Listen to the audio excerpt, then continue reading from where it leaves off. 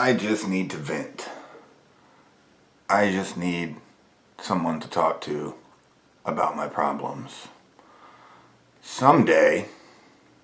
I bet you found yourself using these phrases at times, and I bet you've probably entertained a number of conversations where other humans began their sentence with one of those phrases. Welcome, practitioners of man, in today's practices on what these phrases actually mean and some useful ways to stop using them in your own life because of what they're actually telling you about what you're saying, and some practical training on how to protect your personal economy. And what do I mean by personal economy? I'm not talking necessarily about your finances here, although this will impact your finances. What I'm talking about is your space, your field, the people that come and go in your world, the conversations that you end up entertaining, and the conversations that you don't. This will help give you a protocol, some boundaries when you hear these phrases. And it will prevent you from ending up in some of those situations where you probably almost feel drained, or you feel like you've been taken as an emotional hostage. I've used all of those phrases. And every time I've used one of those phrases, I very rarely actually just wanted to talk about my problems. I very rarely just wanted to vent. I'll tell you what's at the core of that, and you won't hear me use those phrases anymore these days. But what's at the core of that, what that person's really telling you is, I want attention. Because don't people that want to solve their problems actually ask for help?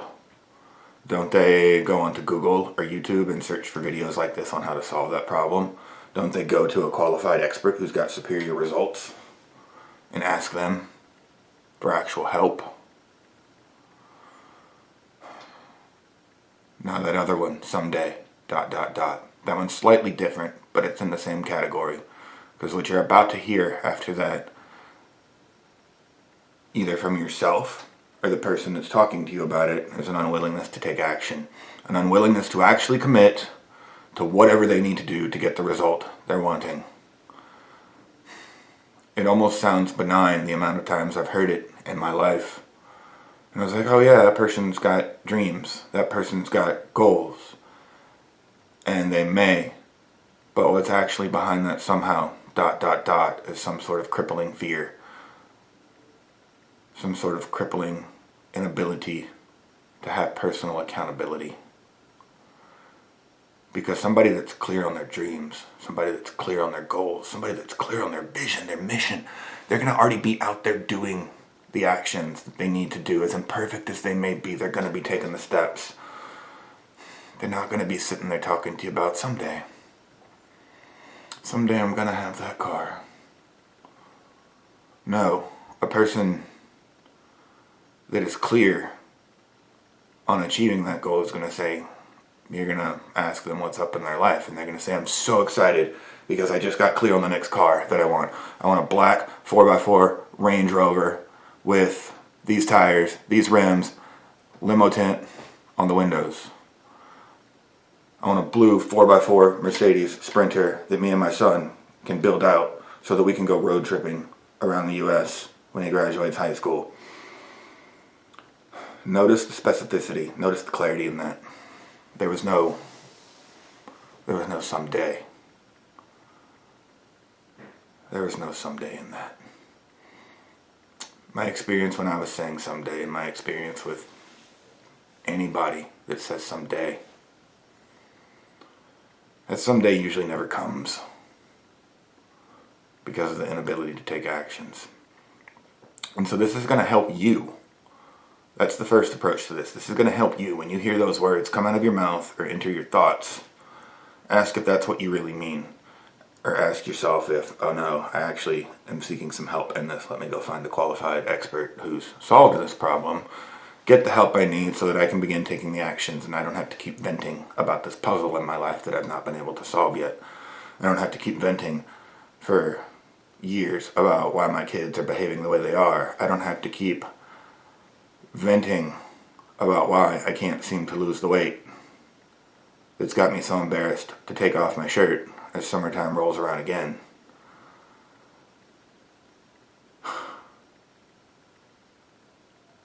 The other thing it's going to do is what I spoke to on the second half of this, and that's your personal economy.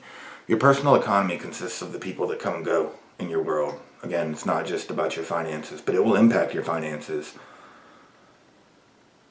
I have a warning system. It's like an alarm that goes off in me. If I hear a man lead the conversation or a sentence with, I just need to talk about my problems, or I just need to vent, or someday, ...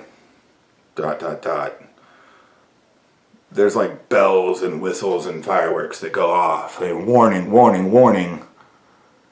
If you don't handle this based on the protocols that you have in place in your world, you're likely going to end up in a like soul-sucking, vampirical, emotional hostage situation. Do we occasionally need to vent? Yeah, we do.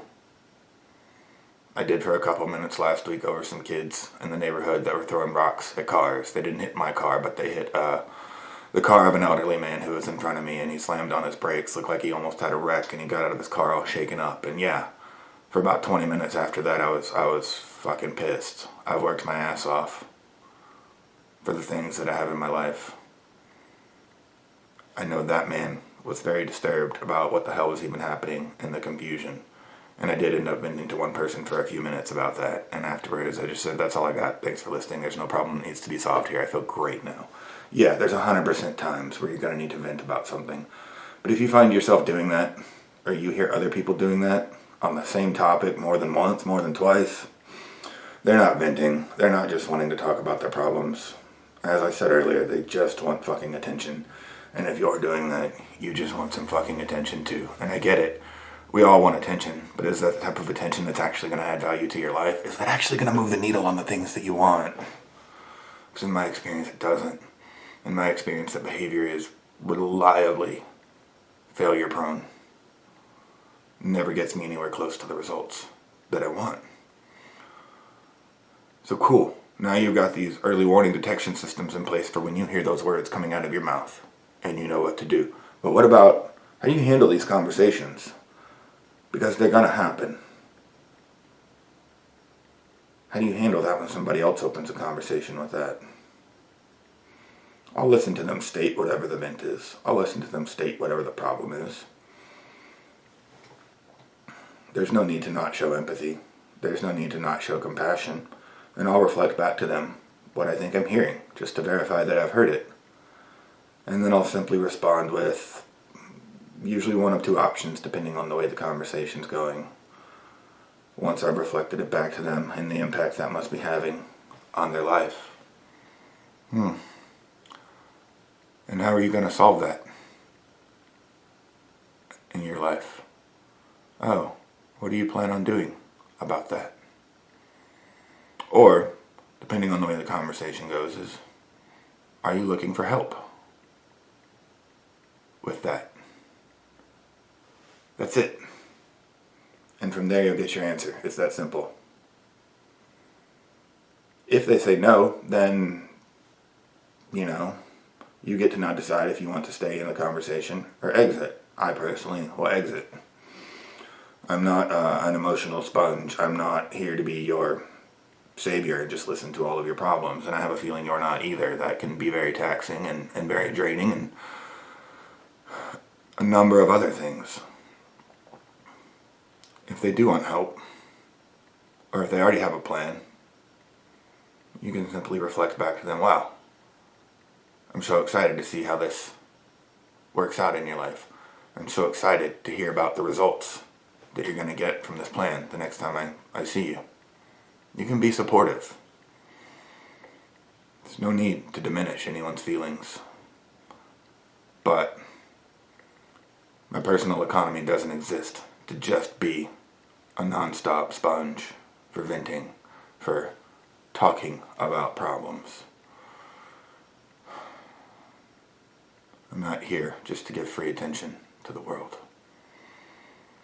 So that is today's practice for you practitioners of man, pioneers of your own masculine evolution. When's the last time you've practiced not starting your sentences with any of those three items? And when's the last time you've practiced protecting your personal economy when you hear someone else open a conversation, open a sentence with that? Remember, you're only as good as your last practice. And if you ain't practiced this in a while, you are probably wasting countless hours by not taking action in your own life because of those phrases and what comes after them. And you're probably wasting countless hours listening to conversations, going on these emotional dummy missions that you don't need to be in. I love you guys.